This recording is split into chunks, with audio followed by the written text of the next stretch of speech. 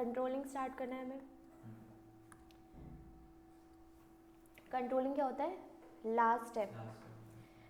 Controlling is one of the important function of the manager. In order to seek planned results from the subordinates, a manager needs to exercise effective control over the activities of the subordinate.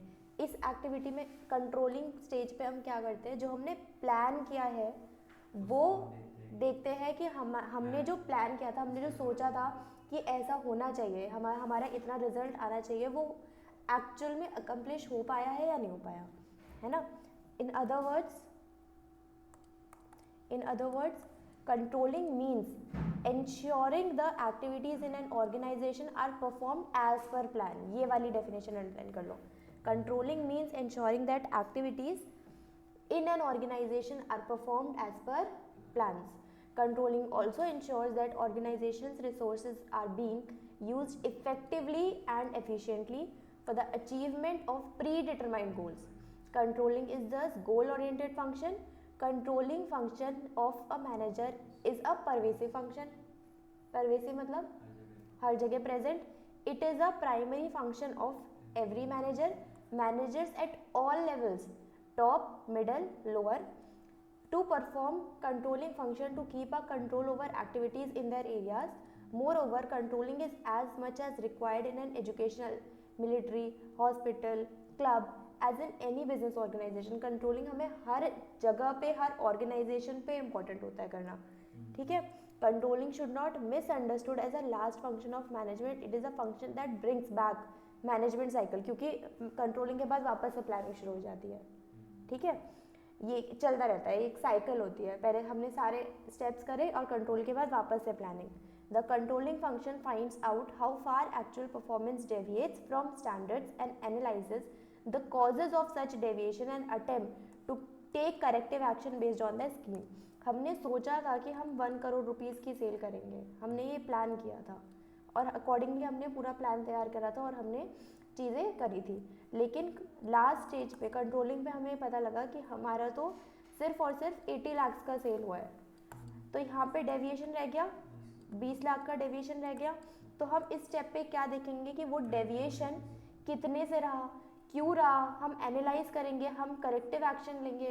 क्या हमारा plan करते time हमने कुछ ज़्यादा बड़ा गोल तो नहीं रख लिया था, अगर उस गोल को कम करने की ज़रूरत है, या हमारा गोल तो ठीक था बट हमने कुछ बीच में कुछ गलती कर दी थी, ठीक से फंक्शन नहीं करा, हमारे एम्प्लॉयज़ ने कुछ गड़बड़ कर दी, तो वो क्या रीज़न थे डेविएशन होने की वजह से, हम वो निकालेंगे। This process helps in formulation of future plan.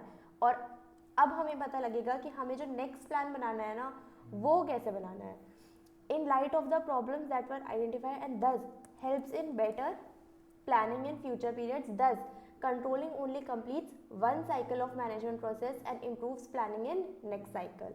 तो controlling का मतलब हमारी एक साइकिल खत्म हो गई, अब हमें नेक्स्ट साइकिल शुरू करनी है, हम वापस से हम प्लानिंग से सारे स्टेप्स शुरू कर देंगे और उसमें इम्प्रूवमेंट भी लानी है। जो हमने लास्ट टाइम पे गलतियाँ करी हैं, जो भी डेविएशंस आए हैं, वो सब हमें कंट्रोल करने हैं, वो सब हमें ठीक करना है, ठीक है।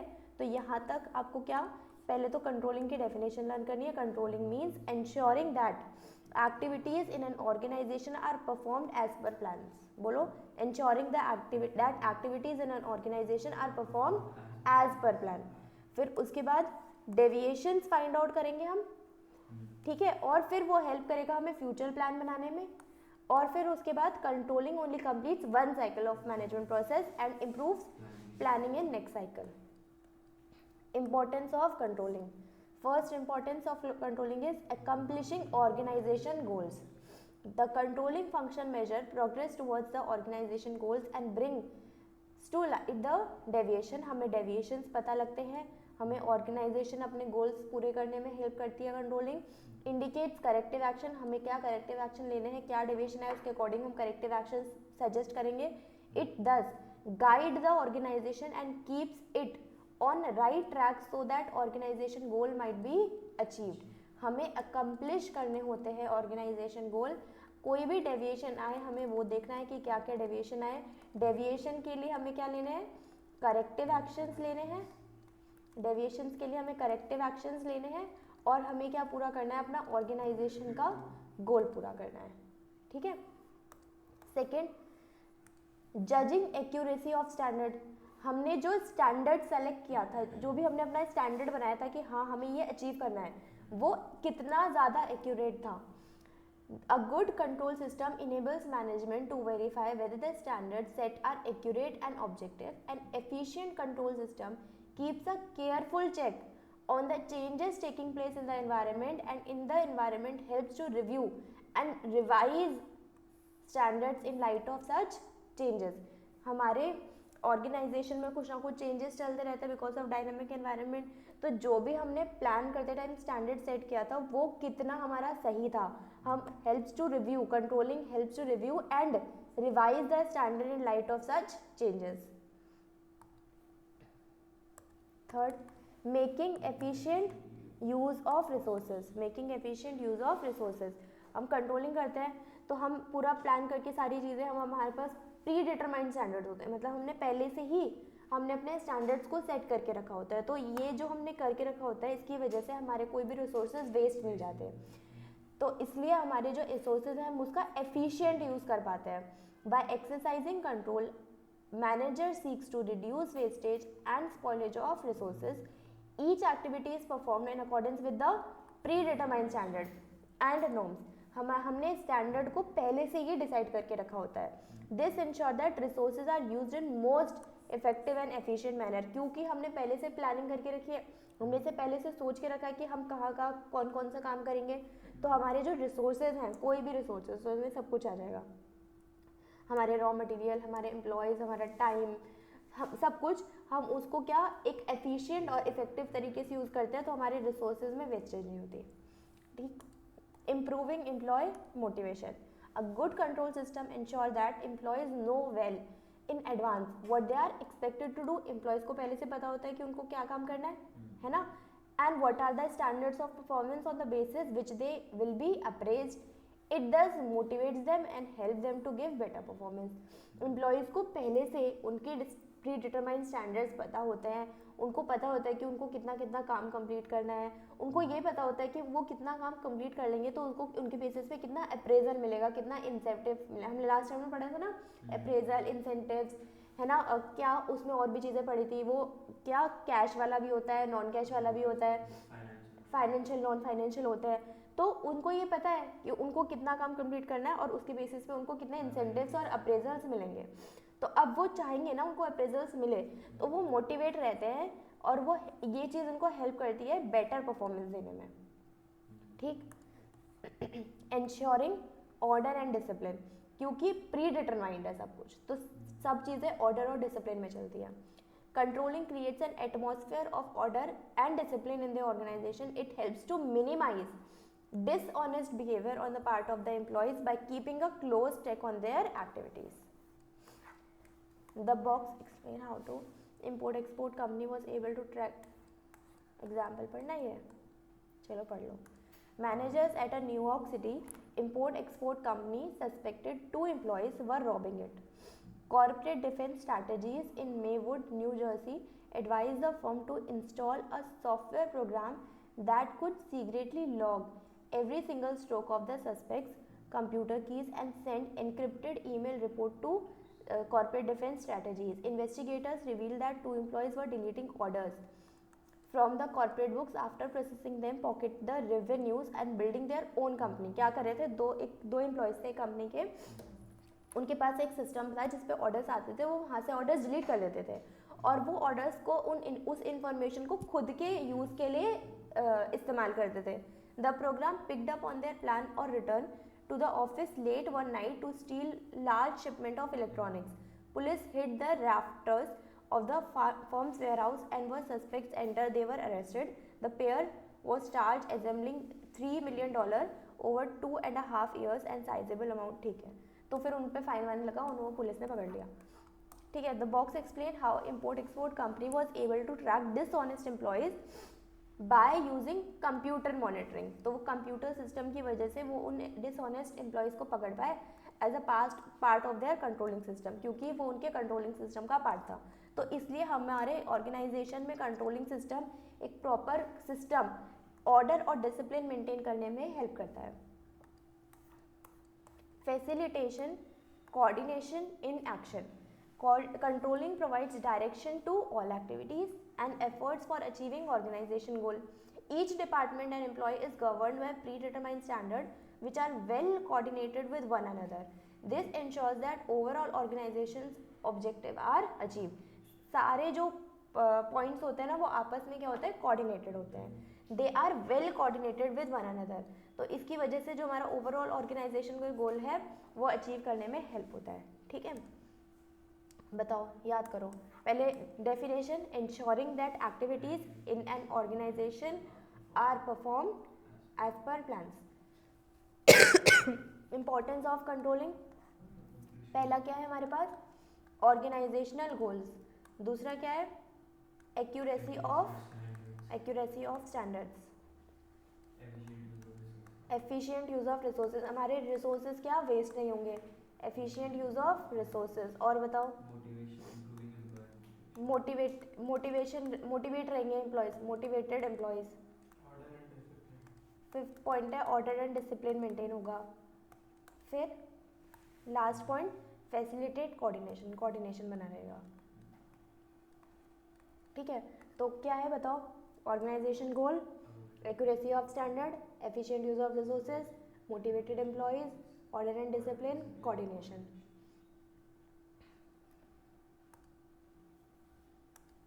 Limitation of controlling. Difficulty in setting quantitative standards. Quantitative standard का मतलब क्या होता है, क्वांटिटी मतलब नंबर्स में quantitative standard. Control system loses some of the effectiveness when standards can not be defined in quantitative terms. कई बार क्या होता है हम कई बार क्या होता है हम ना मेजर्स को, अपने स्टैंडर्ड को क्वांटिटी में नहीं मेजर कर सकते. तो वो हमें, ये हमारे लिए लिमिटेशन हो जाता है कि हम कुछ चीज़ों को क्वांटिटी में नहीं मेजर कर सकते. जैसे कि employee morale, job satisfaction, human behaviour, क्या इन चीज़ों को हम क्वांटिटी में मेजर कर सकते हैं? नहीं मेजर कर सकते.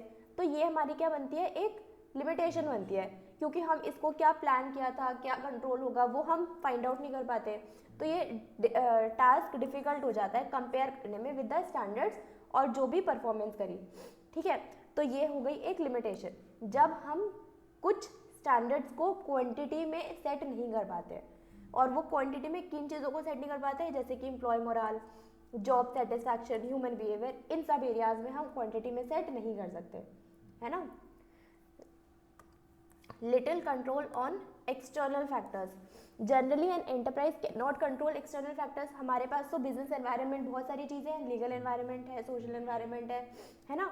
बहुत सारी चीज़ें होती हैं. गवर्नमेंट ने सब्सिडी, गवर्नमेंट ने टैक्स हटा दिए, सारी चीज़ें हैं.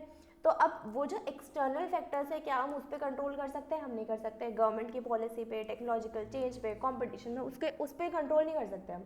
हमने तो प्लान करा था, जो भी करंट सिनेरियो चल रहा था उसके अकॉर्डिंग हमने प्लान करा था, है ना.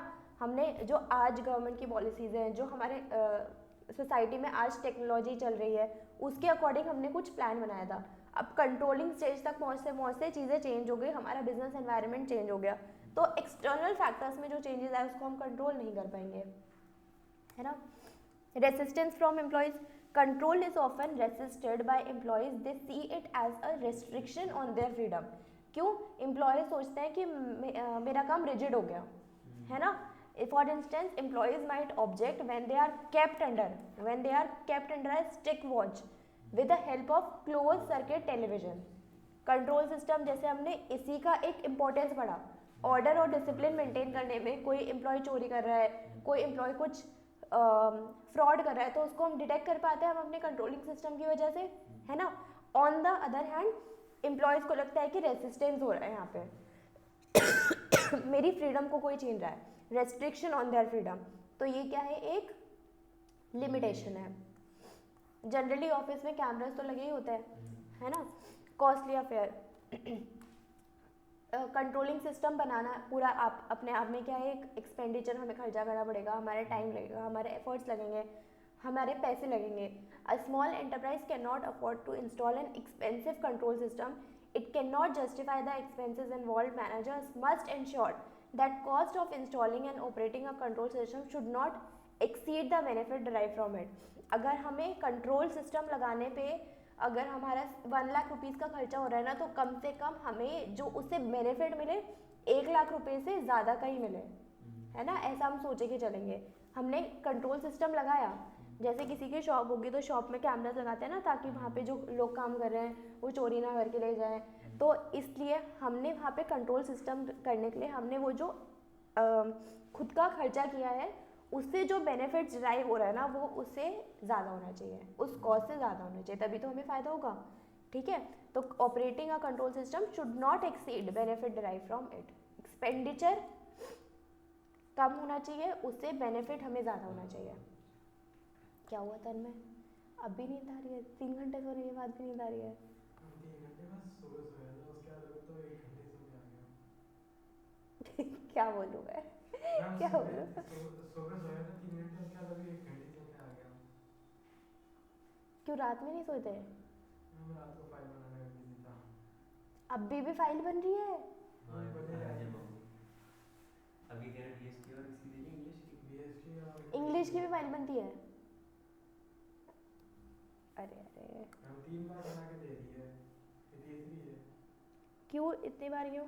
कुछ गलत हो जाता है बाद में? नहीं पहली हाफ तो ईयर में लेते हैं, मैं हमसे तो 2 बार लिया बस। अच्छा, हमसे 3 बार पहले हाफ ईयर में लिया, फिर प्री बोर्ड में इस बार कहते प्री बोर्ड 2 वाली फाइनल है, ये रही है, इसके अलग से प्री बोर्ड 2 में भी फाइल, फिर फाइनल में भी फाइल मांगेंगे अलग से? वो नहीं मांगेंगे इसके बाद। अभी प्रैक्टिकल चालू हो जाएंगे। मैंने उनको कहा ना, बोला कि फाइनल है तो वो बताओ कि तेरे को हमने कहा फाइनल है। The box on control system at FedEx gives an overview of the control system। ठीक है, छोड़ो ये। अभी हमने लिमिटेशंस देखे, कितने? 4 लिमिटेशन। क्या क्या है? एक तो हमें कुछ चीज़ें हम क्वांटिटी में सेट नहीं कर सकते, तो difficulty in setting quantitative standards. दूसरा, little control on external factors, resistance from employees, costly affair. क्या ये चारों पॉइंट समझ में आए? तन में आपको समझ में आए? जो हमें एग्जांपल भी बन गए, एग्जांपल भी बन गए सबसे। एग्जाम्पल बन गए? हमें बताओ एग्जाम्पल फिर।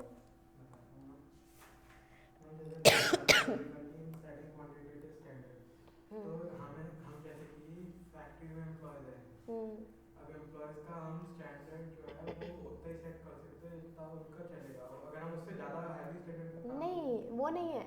हम मतलब कि ये है कि हम बेस्ड ऑन नंबर वो नहीं कर सकते। हम नंबर्स में कुछ चीज़ें सेट नहीं कर सकते। जैसे आप ये बताओ, मैम जैसे कि रिशित है, रिशित 20 क्वेश्चन कर लेगा 1 घंटे में, लेकिन मैम जैसे जस्ट करना वो सिर्फ 15 कर पाएगा। ठीक है, हम ऐसे वो नहीं कर रहे दोनों को, क्या बोलते हैं, कंपेयर नहीं कर रहे हम दो एम्प्लॉयज़ को। इसके अंदर हम ये कर रहे हैं कि जैसे कंट्रोल सिस्टम अच्छा होने की वजह से ऋषित को बहुत वो मिला, कुछ अप्रेजल मिला, तो उसको बहुत खुशी मिली। तो हम उस खुशी को हम क्या मेजर कर सकते हैं? हम टर्म्स ऑफ क्वांटिटी मेजर कर सकते हैं? नहीं कर सकते। जो बूस्ट हो रहा है एम्प्लॉय का मोराल, जो उसको अच्छा लग रहा है, जो उसको अप्रेजल मिल रहा है, तो उस चीज़ों को हम क्वांटिटी में मेजर नहीं कर सकते। उस कंट्रोल को हम क्वांटिटी में मेजर नहीं कर सकते, क्योंकि हम चीज़ें कंट्रोल तो कर रहे हैं, ऐसे एम्प्लॉय को मोटिवेट कर रहे हैं, बट हम उसको क्वांटिटी में मेजर नहीं कर सकते। तो वो एक लिमिटेशन है। मैम ये मोटिवेट हो जाएगा ना, बोलेगा मेरे 20 क्वेश्चन हो गए। क्या आपको समझ में आया? फर्स्ट पॉइंट हो गया ना? Relationship between planning and controlling, ये इंपॉर्टेंट है। Relationship between planning and controlling.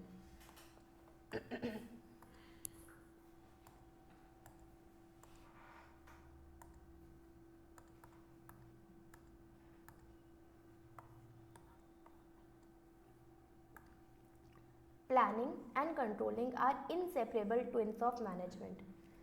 A system of control presupposes the existence of certain standards. अब कंट्रोल में हमारे पास पहले से प्रीडिटरमाइंड स्टैंडर्ड्स होते हैं, और वो प्रीडिटरमाइंड स्टैंडर्ड्स हमने कहाँ पे बनाए होते हैं? प्लानिंग स्टेज पे बनाए होते हैं।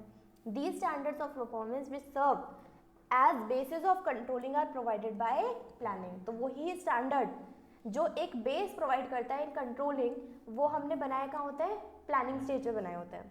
Once a plan becomes operational, controlling is necessary to monitor the progress, measure it, discover the deviation and initiate corrective measure to ensure that events conform to plans. हमने जो भी plans पे standards decide करे हैं, controlling उनको monitor करने में help करती है, उनको मेजर करने में, कोई डेविएशन है तो उसको निकालने में, हमने डेविएशन आया है तो उस पर करेक्टिव मेजर लेने पे हेल्प करती है. तो ये सब क्या है, प्लान को और इंश्योर कर रहे हैं कि सही से हो पा रहा है ना, वो सही से चल रहा है हमारा प्लान. 10 planning without controlling. अगर प्लानिंग विदाउट कंट्रोलिंग क्या हो जाएगा, मीनिंगलेस हो जाएगा. ठीक है, तो इसमें चलो पहले पूरा पढ़ते हैं. Similarly, controlling is blind without planning. If standards are not set in advance, manager have nothing to control. अगर हमने पहले से standard सेट नहीं करा तो managers के पास कुछ controlling के लिए है ही नहीं. When there are no plan, there is no basis of controlling. Planning is clearly a prerequisite of controlling. Prerequisite का मतलब होता है कि कोई काम करने से पहले हम क्या कर रहे हैं. ठीक है, आप एग्जाम देने से पहले पढ़ाई कर रहे हो ना, तो पढ़ाई क्या है, प्री रिक्विजिट्स ऑफ एग्जाम. ऐसे मतलब कोई भी काम करने से पहले जो हम काम करते हैं, कंट्रोलिंग से पहले हम क्या करते हैं, प्लानिंग करते हैं. तो कंट्रोलिंग का प्री रिक्विजिट क्या है, प्लानिंग है. It is utterly foolish to think that controlling could be accomplished without planning. Without planning, there is no predetermined understanding of the desired performance. Planning seeks to consistent, integrated, articulated programs, while controlling seeks to compel events on conform to plan. Planning is basically an intellectual process. Planning क्या होता है, intellectual process involving thinking. Controlling, on the other hand, check whether the decision have been translated into desired action. Planning is thus prescriptive, whereas controlling is evaluative. Prescriptive, controlling is evaluative. It is often said that planning is looking ahead while controlling is looking back. However, statement is only partially correct.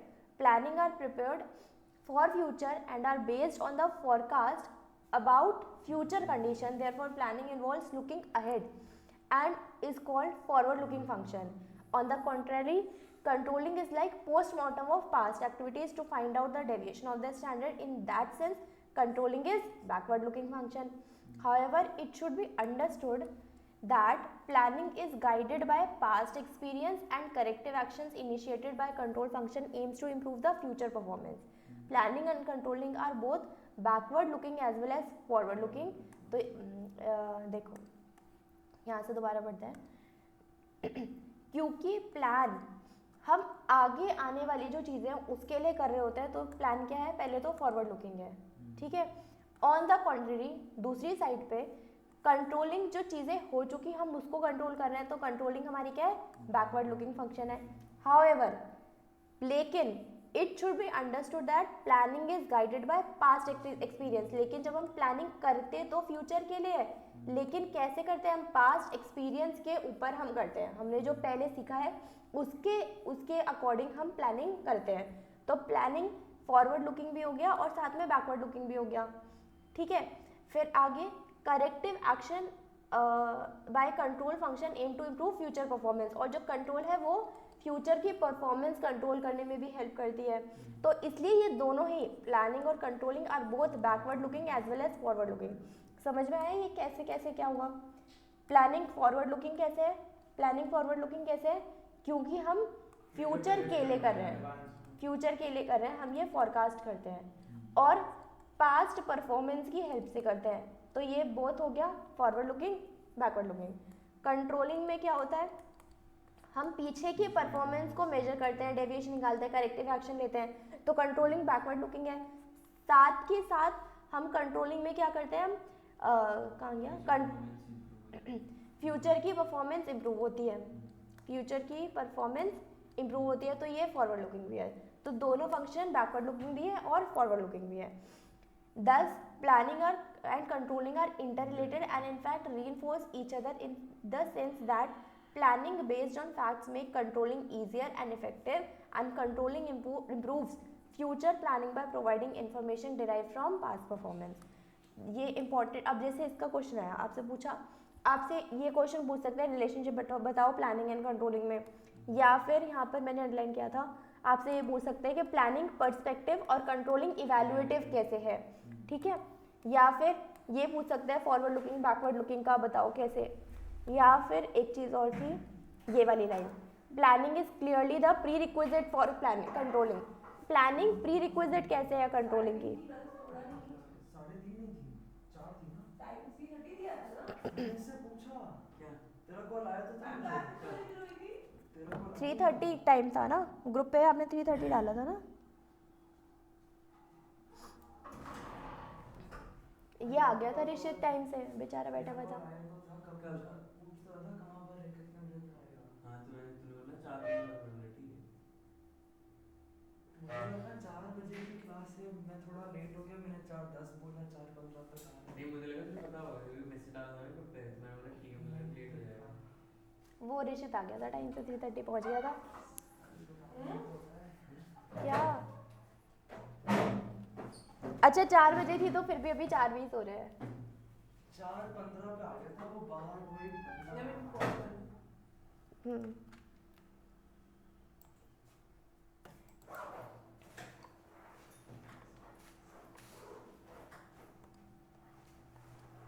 Controlling process, controlling process last है ना इसमें। यही revision वाली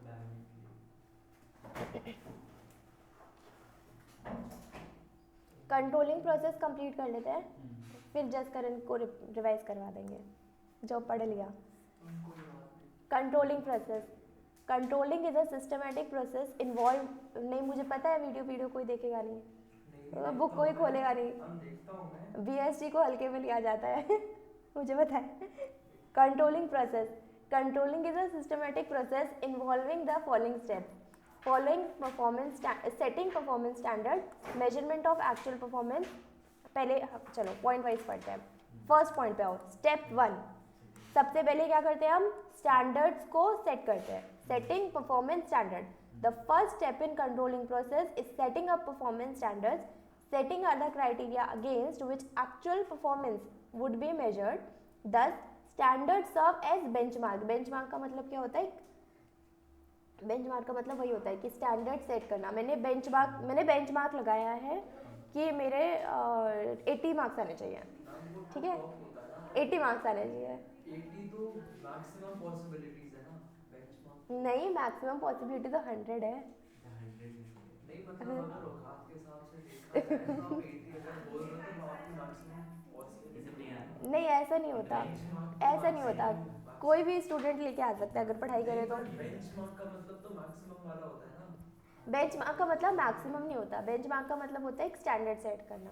हाँ, जैसे मतलब आपने maximum standard set आपने बेंचमार्क, आपने स्टैंडर्ड सेट करा, आप पार्टी करने जा रहे हो और 2000 रुपये का बेंचमार्क है, ठीक है, तो ये होता है स्टैंडर्ड सेट कर लिया हमने। हमने अपनी परफॉर्मेंस में एक स्टैंडर्ड सेट कर लेते हैं, एक benchmark serve as a benchmark towards which an organization strives to work. Standards can be set in both quantitative and qualitative. अभी हमने पढ़ा ना कि क्वांटिटेटिव और क्वालिटेटिव भी हो सकता है, और कुछ चीज़ें हम क्वांटिटी में मेजर नहीं कर सकते तो वो चीज़ें क्या होंगी, क्वालिटी में हम मेजर नहीं कर सकते, वो क्या होंगी, क्वांटिटेटिव होंगी। For instance standard set in terms of cost to be incurred, revenue to earn, product units to be produced and sold, time to be spent in performing a task, all represent quantitative standard. Quantitative standard मतलब numbers में, हम numbers में set करते हैं कि हम कितनी cost लगाएंगे, हम कितना profit earn करेंगे, कितने number of units हम produce करेंगे, कितना हम time लगाएंगे, ये सब चीज़ें हम numbers में निकाल सकते हैं। तो ये सब क्या है, हमारे quantitative standards हैं। Sometimes standard में also be set in qualitative term, जैसे कि goodwill improve करना, एम्प्लॉयज़ का मोटिवेशन लेवल, परफॉर्मेंस को मेजर करना, वो उनके क्या बोलते हैं, मोरल को बूस्ट करना, तो ये सब क्या है, क्वालिटेटिव टर्म्स में। The table in next page gives a glimpse of standard used in different, ठीक है। At the time of setting standard a manager should try to set standard in precise quantitative term, as this would make their comparison with actual performance much easier. तो precise होने चाहिए, मतलब ऐसा नहीं होना चाहिए कि हमने सेल करनी है 1000 यूनिट्स टू 2000 यूनिट, ये प्रेसाइज तो हुआ ही नहीं, ये तो एक रेंज हो गई। तो प्रेसाइज होता है कि जैसे 1500 यूनिट की हमने सेल डिसाइड करी, तो ये प्रिसाइज होगा, ठीक। For instance reduction of defects from 10 in every 1000 pieces produced to 5 in every 1000 pieces produced by the end of the quarter. However, whenever the qualitative standards are set, an effort must be made to define them in manner that would make their measurement easier. For instance, for improving customer satisfaction in fast food stage, having self-service standard can be set in terms of time taken by a customer to wait for a table, time taken by him. Example says it is important that standards should be flexible enough to be modified whenever required. ये line underline कर लो, हमारे standard flexible होने चाहिए ताकि हम उनको modify कर पाए due to changes taking place internal और external business environment. Standards may need some modification to be realistic in the changed business environment. First हमारा स्टेप क्या होता है कंट्रोलिंग में, सेटिंग परफॉर्मेंस स्टैंडर्ड. हम अपने परफॉर्मेंस स्टैंडर्ड सेट करते हैं, मतलब अपने बेंचमार्क सेट करते हैं, और ये क्वालिटेटिव टर्म्स में भी हो सकते हैं और क्वांटिटेटिव टर्म्स में भी हो सकते हैं. उसके बाद दोनों के एग्जाम्पल लिख दिए हमने, 2-3 एग्जाम्पल क्वालिटेटिव लिख लिए, 2-3 एग्जाम्पल क्वांटिटेटिव के लिख दिए. फिर उसके बाद हमने बताया कि ये जो क्वांटिटेटिव टर्म्स में होने चाहिए वो प्रिसाइज होने चाहिए. फिर उसके बाद ये it is important and standard should be flexible होने चाहिए ताकि जब हमें ज़रूरत पड़े मॉडिफाई करने की तो हम मॉडिफाई कर सकें. स्टेप 2 क्या है हमारा, डायनामिक ठीक है, मेजरमेंट ऑफ एक्चुअल परफॉर्मेंस. फिर सेकेंड स्टेप क्या है, हम मेजर करते हैं हमारी एक्चुअल परफॉर्मेंस को. Once performance standards are set, the next step is measurement of actual performance. Performance should be measured in an objective and reliable manner. There are several techniques for measurement of performance. These include observation करना, sample checking करना, performance report etcetera. जैसे हम audit भी करने जाते हैं, CA audit करने जाते हैं, तो वो भी ऐसे नहीं चेक करते कि हर एक यूनिट हर एक चीज़ को चेक कर रहे हैं. चेक वो तब ऑडिट भी सैम्पल चेकिंग होता है, हम सैम्पल के बेसिस पे चेक करते हैं क्योंकि ऑब्वियसली हम पूरा तो चेक कर ही नहीं सकते, इतना टाइम तो होता नहीं है.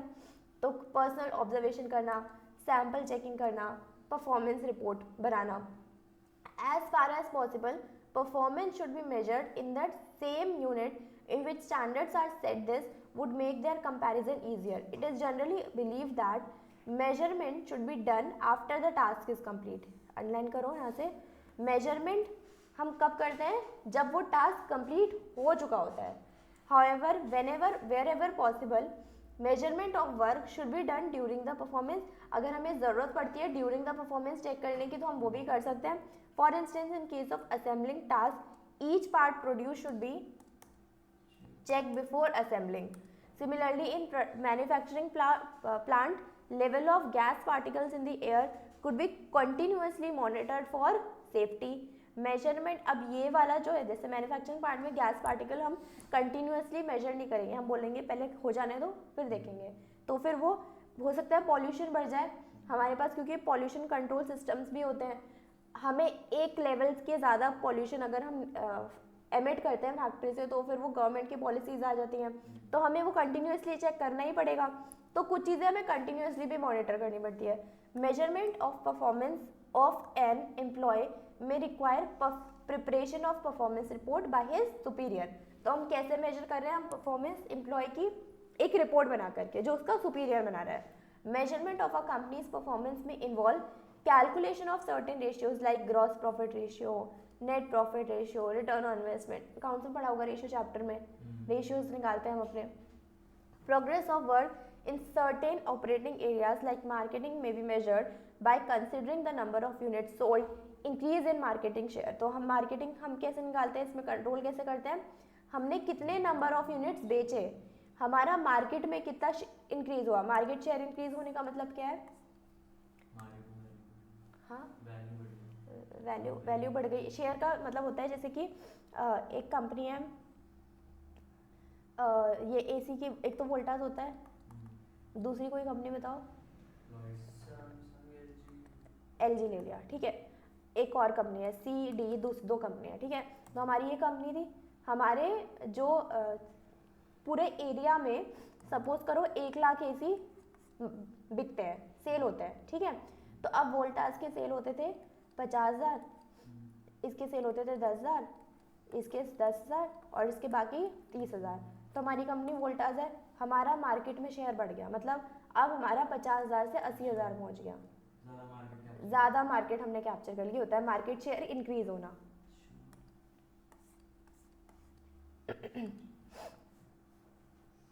Whereas efficiency of production may be measured by counting the number of pieces produced and number of defective pieces in a batch. हम और कैसे efficiency of production निकालते हैं? प्रोडक्शन करते टाइम हमने कितने नंबर ऑफ यूनिट्स बनाए, प्रोड्यूस कितने करे, और प्रोड्यूस करते टाइम कितने उसमें से डिफेक्टिव निकले। ठीक है, तो डिफेक्टिव को अलग करना पड़ेगा या फिर वापस प्रोडक्शन के लिए भेजना पड़ेगा। तो प्रोडक्शन करते टाइम नंबर ऑफ पीसेस कितने प्रोड्यूस करे और उसमें से डिफेक्टिव पीसेस कितने थे। In small organization, each piece produced may be checked to ensure that it conforms to the quality specification laid down for the product. However, this might not be possible in a large organization. Thus, large organization certain pieces are checked at random. तो large organization में क्या random checking होती है, sample basis में checking होती है।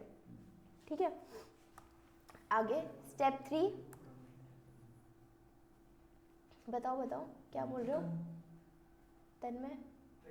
Ma'am जैसे आपने बताया वोल्टास है, डी और सी और डी, तो एक तरह से अगर हम इनका ऐसे देखें कि एक तरह से 4 लोगों को इनकम मिल रही है, तो फिर हमारे जो वोल्टास है उसकी ना प्रमोशन मिल गई और उसकी इनकम बढ़ गई एक तरीके से। एक पूरी कंपनी को प्रमोशन कैसे मिल सकता है? प्रमोशन तो होता है कि कंपनी के अंदर जो एम्प्लॉय, यहाँ पे तो इन्होंने एडवांसमेंट कर लिया ना, यहाँ पे मतलब जैसे मार्केट शेयर कैप्चर कर लिया उन्होंने मार्केट शेयर कैप्चर। जैसे आपके पास मैगी होती है, फिर येपी होती है, फिर आजकल वो नए कोरियन नूडल्स निकल रहे हैं, है ना। तो अभी क्या हो रहा है कि जैसे जो मैगी जो 90,000 कंज्यूमर कंज्यूम करते थे, बाकी 5-5 हज़ार यहाँ पे होता था। ठीक है, अगर सपोज 1 लाख है तो अब क्या हो गया, मैगी का भी कम हो गया, कहाँ चला गया, कोरियन नूडल्स में चला गया। ठीक है, तो वो कि अब इन्होंने मार्केट थोड़ा कैप्चर कर लिया, मतलब कि ज़्यादा नंबर ऑफ कंज्यूमर कहाँ पे जा रहे हैं, उस पर्टिकुलर कंपनी पे जा रहे हैं। ये है मतलब मार्केट शेयर कैप्चर करना। मैं भी तो वो वैसे ही बोलूँ बिल्कुल, अगर कोई प्रमोट होगा तो उसकी इनकम बढ़ेगी।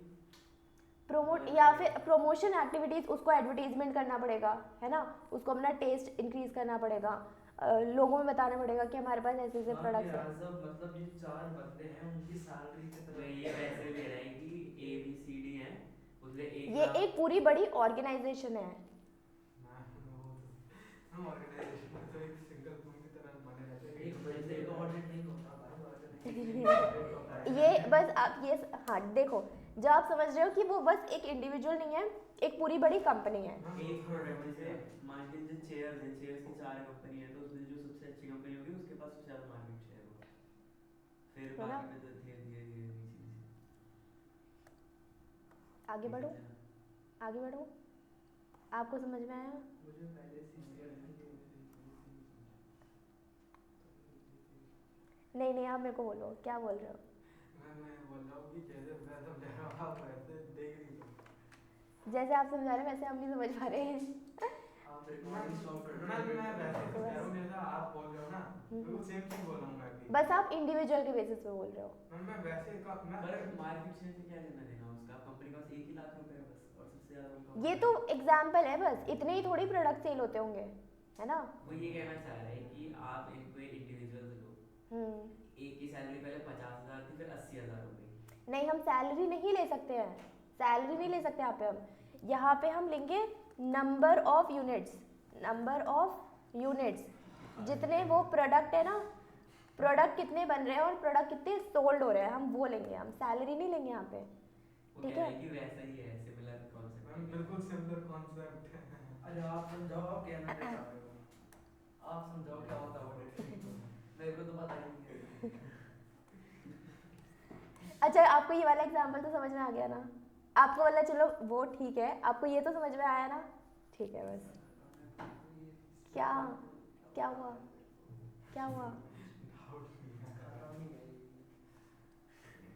Step 3, comparing actual performance with standards. पहले स्टेप में हमने क्या करा, हमने फर्स्ट स्टेप में स्टैंडर्ड सेट करे, फिर सेकंड स्टेप में हमने एक्चुअल परफॉर्मेंस को मेजर करा। ठीक है, थर्ड स्टेप में अब हम क्या करेंगे, कंपैरिजन करेंगे actual performance with the standard. तो this step involves comparison of actual performance with the standard. Such comparison reveal the deviation between actual and desired result. Comparison becomes easier when standards are set in quantitative terms. Obviously हमारे पास जब numbers में हमने standard set करा था और फिर control हमने उसको करा, तो अगर वो numbers में set होगा तो हमारे लिए easy होगा ना उसको compare करना, है ना. qualitative terms में थोड़ा hard होता है. अब कैसे बताए कि सिर्फ ये अच्छा बढ़ता है, ये बुरा बढ़ता है, या ये थोड़ा उससे कम अच्छा बढ़ता है, ऐसे करके, या फिर हम उसको मार्क्स में टेस्ट ले लें सबका और फिर सबके मार्क्स है तो फिर उससे हम कंपेयर ज़्यादा अच्छे से कर सकते हैं, है ना. तो क्वांटिटेटिव टर्म्स में ज़्यादा अच्छे से कंपेयर होता है. For instance performance of worker in terms of units produce in a week can be easily measured against the standard output for a week.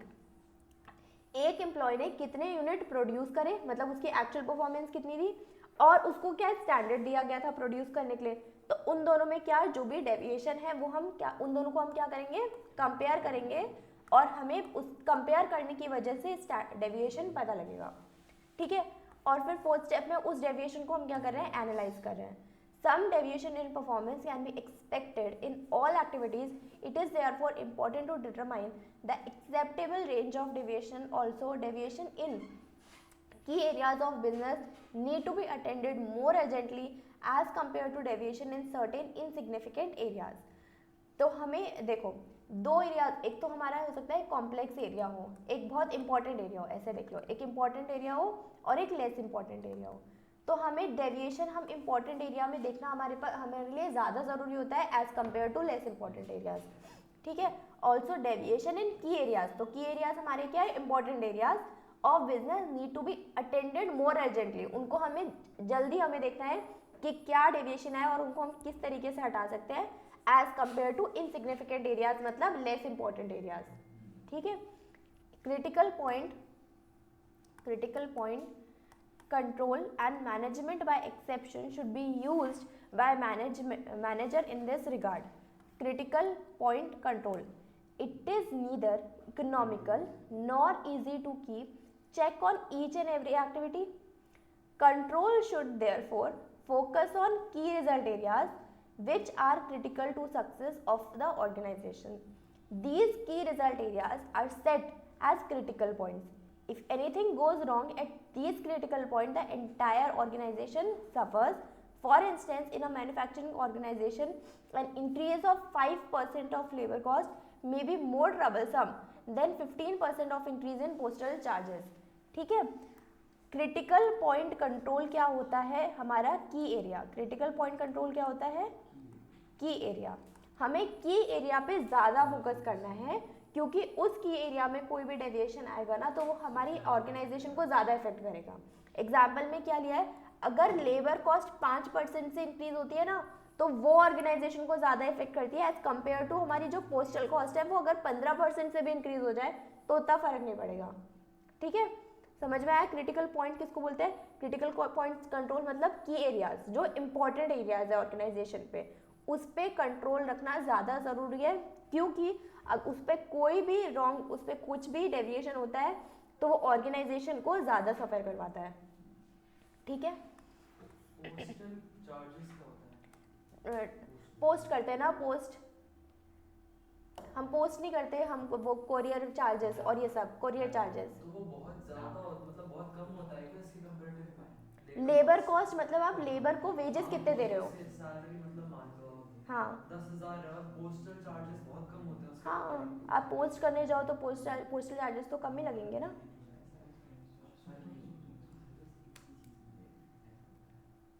बताओ मेरे को बताओ. वही समझाने की कोशिश कर रहा है मुझे कि वो कैसे समझेगा. अच्छा एक बार चैप्टर कंप्लीट कर लेते हैं फिर एक बार समझेंगे. ठीक है. फिर डिबेट करेंगे. हाँ. Management by exception. Management by exception, which is often referred to as control by exception, it is an important principle of management control based on the belief that an attempt to control everything results in controlling nothing. अगर आप सब कुछ control करने जाओगे तो कुछ भी control नहीं कर पाओगे. तो यही है मैनेजमेंट बाय एक्सेप्शन. एक्सेप्शन का मतलब पता है ना.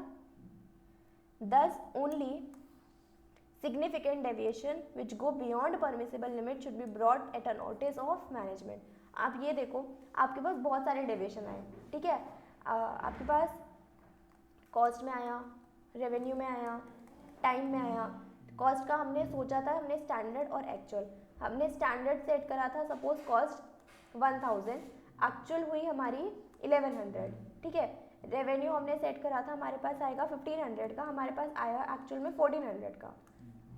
टाइम हमने सोचा था सपोज 100 आवर्स देंगे, और हमने टाइम एक्चुअल में दिया सपोज 99 आवर्स, ठीक है। तो अब यहाँ पर जो कम हमें इफेक्ट करा हम उसको छोड़ सकते हैं ना। आप ये सोचो, आप इस वाली चीज़ को तो आप छोड़ सकते हो, है ना, इसको भी एक तरीके से हम लीव कर सकते हैं, लेकिन ये भी कम हो गया, चलो इसको 1000 कर दो, लेकिन हमें इसको तो देखना पड़ेगा, रेवेन्यू को तो देखना पड़ेगा। तो आप हर एक पॉइंट पे देखोगे, छोटे से छोटे पे जा करके देखो, तो आपको टाइम भी ज़्यादा लगेगा कंपेयर करने में। एक चीज में डिटेल में चले। हाँ, जैसे अभी वो कोई बात नहीं, उसको जितना समझ पा रहे हो उतना कर लो, ठीक है। Management by exception, management by exception, तो हमें मैनेजमेंट तो करना है, लेकिन हम कुछ चीज़ों को छोड़ सकते हैं, क्योंकि हम उस पर भी टाइम डिवोट करेंगे तो वो बहुत ज़्यादा हो जाएगा, ठीक है। Thus if a plan lay down 2% increase in labour cost as an acceptable range, हमारी लेबर कॉस्ट में अगर सिर्फ 2% इंक्रीज हुआ ना, तो हम चलो उसको एक्सेप्ट कर लिया हमने, ठीक है, एक्सेप्टेबल था। बट वही हमारा अगर 5% से हुआ होता तो वो क्या हो जाता, मेजर डेविएशन हो जाता, तो और उसको हमें कंट्रोल करना पड़ता, ठीक है। हम कंट्रोल कैसे करेंगे, हम प्रायोरिटी बेसिस पे करेंगे, ठीक। यहाँ पे आओ, taking corrective action, step 5, chapter complete. Step 5, taking corrective action. अब हमने डेविएशंस निकाल लिए, डेविएशंस को एनालाइज भी कर लिया, लास्ट में हम क्या करेंगे, करेक्टिव एक्शंस लेंगे। The final step in controlling process is taking corrective action. No corrective action is required when deviation are within acceptable limits. अगर एक्सेप्टेबल लिमिट का मतलब क्या है, जैसे ये वाला एग्जांपल, ये एक्सेप्टेबल लिमिट थी, तो वहाँ पर हमें कोई चेंजेस करने की जरूरत नहीं। However when deviation go beyond the acceptable limit, exceptionally in important areas, की areas, it demands immediate material managerial attention so that deviation do not occur again and standards are accomplished. Corrective action might involve training of employees if production target could not meet.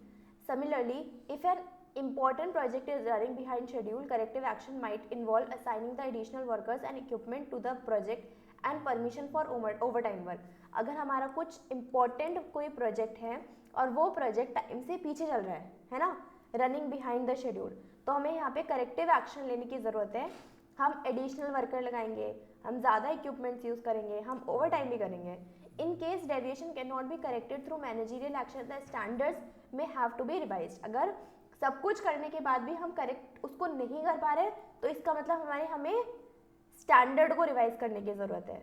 कहाँ गया, standards में have to be revised, बस।